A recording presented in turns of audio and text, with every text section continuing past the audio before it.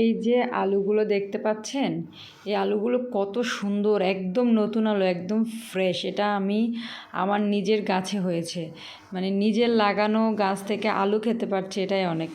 আসলে আমি আরও ভালো খেতে পারতাম, মানে ভালো তুলতে পারতাম। এই যে এই আলুটা দেখা যাচ্ছে মোটামুটি হৃষ্টপুষ্ট হয়েছে, এটা আমি তোলার সময় ছাল উঠে গিয়েছে, মানে নতুন আলু তো বোঝাই যাচ্ছে।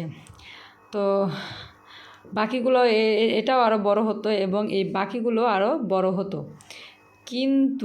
কিন্তু আসলে আমার হাজব্যান্ড একদিন পানি দিতে গিয়ে আলু বের হয়ে গেছে দেখতেছে, তো আমাকে বলতেছে যে আলুগুলো পচে যাবে, তো তুমি তাড়াতাড়ি একটা কাজ করো, আলুগুলো তুলে ফেলো, মাটির মধ্যে থাকলে পচে যাবে এগুলো, আলুগুলো হয়ে গেছে মনে হচ্ছে। তো আমি 1 2 3 4 5টা আলু পাইছি, এটা হচ্ছে দুধ ভাত 6টা। তো এরকম আরও 3 4টা ছিল, তুলতে পারি না শেকড়ের সাথে।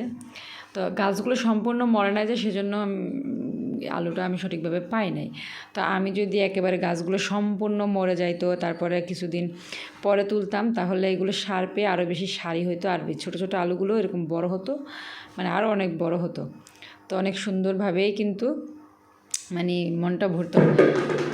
এখনও যে মন ভরে নাই তা না, এই যে এই এতগুলো ধনিয়া পাতা পেয়েছি, এতগুলো না আরও পেয়েছি, এরকম এতগুলো বাসায় দিয়েছিলাম, তারপরে দারোয়ানকে দিয়েছি। তো অনেকগুলো ধনিয়া পাতা পেয়েছি।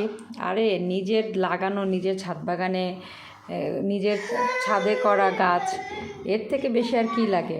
এই যে অল্প হলেও যেন মনে হয় অমৃত।